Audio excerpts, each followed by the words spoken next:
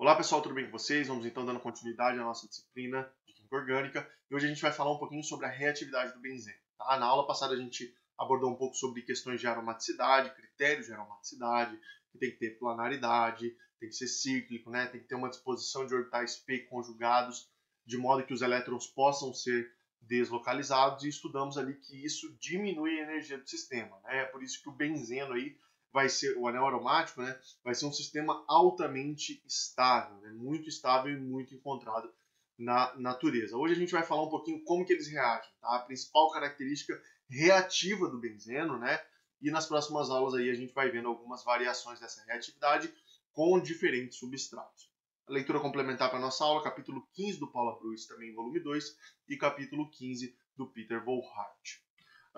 O benzeno, nós falamos na aula passada que ele é um sistema com menor reatividade que um alceno, tá? Justamente porque nós temos a aromaticidade. Então, a aromaticidade diminui a estabilidade e deixa menos reativo. Entretanto, é uma espécie rica em elétrons e tem uma certa reatividade. É menor que um alceno isolado, certo? Mas possui certa reatividade e, como é rico em elétrons, vai atuar sempre em reações como nucleófilos, tá? Existem alguns casos que podem atuar como eletrófilos, mas são casos especiais. Em geral, o benzeno vai atuar como nucleófilo, ou seja, vai exercer um ataque nucleofílico a um eletrófilo. Então, ele vai reagir com uma espécie deficiente em elétrons, certo?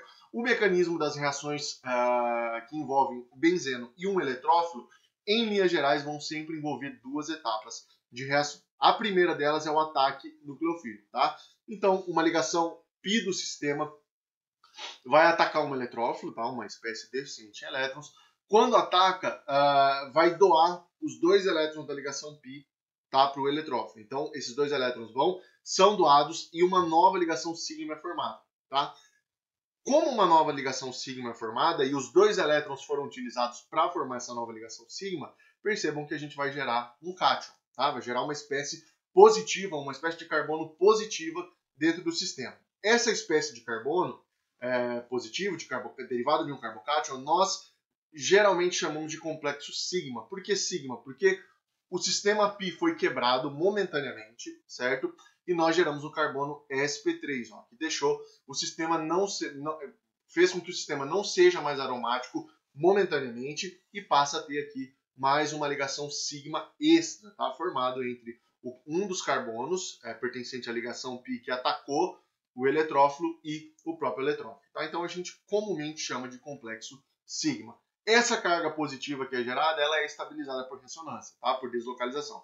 Então ela é deslocalizada por esse mecanismo, né? Então um par de elétrons se move em direção ao carbono deficiente e essa carga vem para essa posição. Outro par de elétrons aqui se move em direção ao carbono deficiente em elétrons e essa carga vem para aqui, certo? Então ela é estabilizada por deslocalização. Ela é movida dentro do sistema π e é estabilizada. Isso acontece momentaneamente. A segunda etapa da reação é a eliminação de um próton, tá? De um próton qualquer da molécula.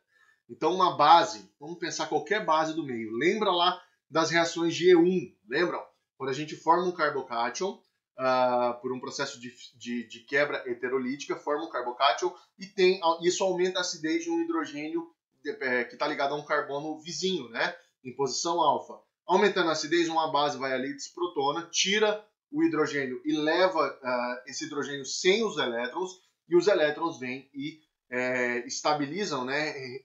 Repõem os elétrons no carbocátion e formam uma dupla. Assim que são as reações de eliminação de primeira ordem. É algo muito semelhante que acontece aqui. Ó. Uma base vai vir, vai tirar o hidrogênio e tira esse hidrogênio como um próton, ou seja, deixa os dois elétrons, e os dois elétrons da ligação carbono-hidrogênio vêm e estabilizam essa carga positiva. Esse carbocátion fornece dois elétrons novamente para esse carbocátion e ele é estabilizado, tá? E vai formar a ligação π novamente. Quando isso acontece, perceba o que acontece aqui no final, ó. O meu sistema, a minha aromaticidade é retomada. Retomou a aromaticidade, o composto torna a ser aromático novamente e nós temos agora um novo grupo ligado ali, que é justamente o grupo do eletrófilo que foi atacado na primeira etapa da reação, certo? Existe uma diferença muito grande, assim, mas que a gente tem que se atentar para a reatividade de um alceno e de um benzeno, tá? E principalmente nos produtos resultantes da reatividade de cada um deles. O que nós temos? Nos alcenos, quando eles reagem, eles vão nos dar um produto de adição. Por quê? Então vamos pensar lá, reagindo que esse eletrófilo aqui seja, no caso, HBr, tá? Que é a nossa reação clássica lá de adição Markov-Nikodym. Então ele vai vir e vai pegar um próton, né? Então esse Y aqui é um próton, certo? E vai formar um carbocátion. O brometo, vai liberar um brometo no meio, né? Esse brometo vai vir e vai se adicionar. Então nós temos um produto de adição. E percebam que no final, onde eu tinha uma ligação π, eu vou ter só uma ligação sigma, tá? E vai ser 2 grupos adicionados na molécula. Isso não ocorre no benzeno, tá? No benzeno nós temos uma reação de substituição. Então, um hidrogênio, então vamos pegar aqui, ó. Nós vamos ter um composto aromático no final, conforme o mecanismo que eu mostrei para vocês anteriormente. Aqui, ó, eu tinha um hidrogênio, né? Esse hidrogênio, ele vai ser substituído por um grupo Y, que é derivado do eletrófilo, correto? Então, eu vou substituir um hidrogênio por um grupo derivado do eletrófilo. E eu não tenho no benzeno um produto de adição, que seria isso aqui, ó. Eu adiciono primeiro o Y, que é o eletrófilo, vou gerar um carbocátion, né?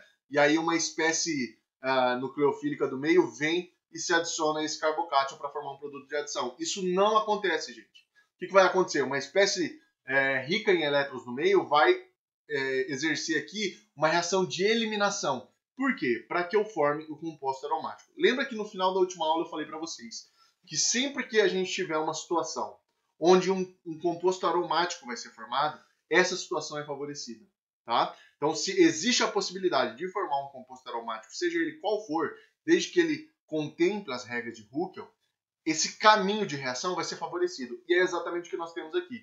É termodinamicamente mais estável eu formar um composto aromático, porque ele é o mais estável de todos. Então, imagine que eu tenho aqui, ó, nesse gráfico de coordenada de reação por energia, primeira etapa da reação, etapa lenta, tá? Etapa que eu preciso de mais energia. Por que eu preciso de mais energia? Porque eu estou quebrando um sistema aromático, que é um sistema extremamente estável, certo?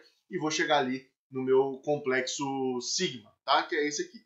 E vou ter a formação do carbocátion. Formei o carbocátion, eu tenho duas possibilidades. Ou eu exerço uma reação de eliminação, tiro esse próton e reestabeleço a aromaticidade, ou eu ataco um carbono deficiente em elétrons, um carbocátion. O que vai acontecer? O reestabelecimento da aromaticidade.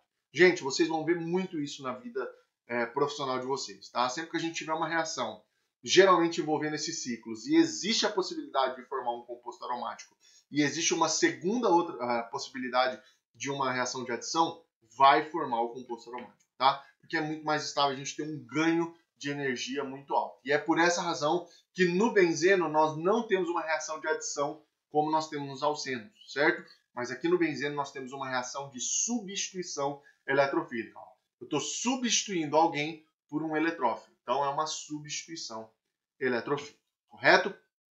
O mecanismo geral para substituições eletrofílicas vai dentro da linha ali que nós discutimos no início, tá? A primeira etapa da reação é um ataque nucleofílico ao eletrófilo. E lembrem-se, essa etapa é a etapa lenta da reação. Professor, por que é lenta? Porque eu estou quebrando o sistema aromático, tá? Eu estou rompendo um sistema aromático, que é um sistema extremamente estável. Então, eu necessito de bastante energia para fazer isso. Vou atingir ali os meus híbridos de ressonância, né? A estabilização do sistema do carbocátion formado, ele é estabilizado por deslocalização de elétrons. Consequentemente, vai chegar um momento que eu vou ter uma base, uma espécie rica em elétrons no meio, que vai funcionar como uma base, que vai exercer aqui, ó, uma reação de eliminação. Fez a reação de eliminação, qual que é o produto de uma reação de eliminação? Uma ligação π, né? Um alceno. Então, eu faço a reação de eliminação, formo aqui a minha ligação π novamente e reestabeleço a minha aromaticidade. E eu não vou ter reação de adição, como nós temos lá nos alcenos, tá? Esses eletrófilos, existem os clássicos, pode ser muita coisa, tá? Mas existem os clássicos, que são as reações de halogenação. Nós vamos estudar cada uma delas. As reações de halogenação tem como nós colocarmos um bromo, um cloro aqui nesse anel aromático, tá? E fazer uma halogenação dele.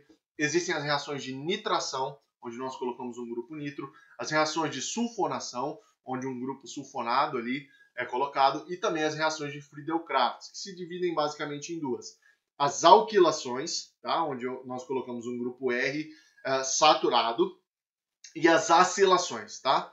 onde nós colocamos um grupo acila, que é um grupo aqui, ó, derivado, que vai dar para nós uma cetona, tá? Derivado de uma cetona, onde nós temos um grupo carbonila sendo substituído nesse anel aromático, certo? Então, só para relembrar nossa aula, o que é mais importante, não se preocupe com essas reações agora, nós vamos estudar cada uma delas isoladamente, certo? O que vocês não podem se esquecer? O tipo de reação que um benzeno sofre, tá? Um alceno, ele sofre uma reação de adição. Nós temos a quebra da ligação π, e essa ligação ela não retorna, ela não é formada novamente, tá? Vai passar a ser agora uma ligação sigma, um alcano normal com a adição de dois grupos, beleza? Que é tipo o Markovnikov lá que nós temos. Quando nós temos o benzeno, a primeira etapa é muito semelhante, mas na segunda etapa nós não temos a adição. Por quê? É preferível que haja uma eliminação para que o sistema aromático seja restabelecido, porque ele é mais energético, correto? Muito obrigado pela atenção de vocês. Nos vemos na próxima aula. Um forte abraço a todos.